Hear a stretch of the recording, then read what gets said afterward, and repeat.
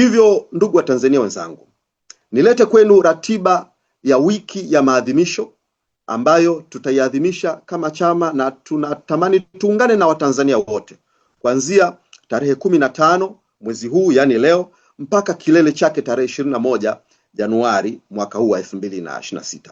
Kwa katika kipindi hiki cha siku 7 za wiki, Chadema kitaendesha shughuli mbalimbali. Nitazitaja baadhi nchi nzima, ikiwemo kuwatembelea na kuwafariji wahanga wa ukatili wa kutisha wa tukio lililotokea tarehe 29 Oktoba mwaka 2025 na kuendelea. Pili, kuwatembelea magerezani wafungwa wa kisiasa wanaoshikiliwa na serikali hii batili kabisa kwa makosa ya uongo. Kuwatembelea waasisi wa chama chetu kama ishara ya heshima, shukurani na kujifunza busara za waanzilishi wa harakati hizi za siasa za mageuzi nchini.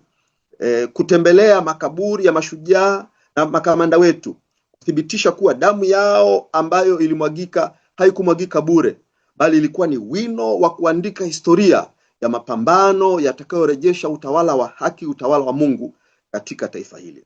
Aidha, tutaendesha mabaraza ya kidigitali, space, live stream na mijadala ya moto mitandaoni kila siku kwa ajili ya vijana na Watanzania wote, ili kujadili mustakabali wa nchi, demokrasia na hitaji la nchi la kuwa na chaguzi huru za haki na zilizo wazi.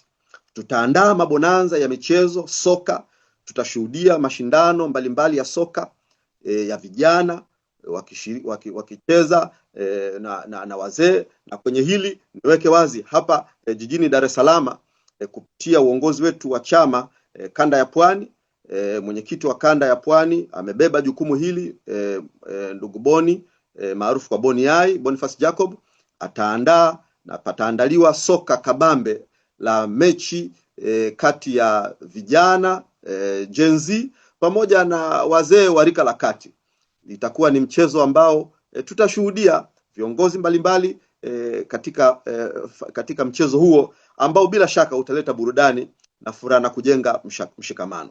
Kwa hakika jambo hili litakuwa ni jukwaa la mshikamano wa kijamii, amani na kuiunganisha jamii yetu, pamoja na shughuli nyingine mbalimbali zitakazoratibiwa kulingana na mazingira ya kitaifa na mahitaji mbalimbali nchi nzima, katika mikoa yetu, katika majimbo yetu.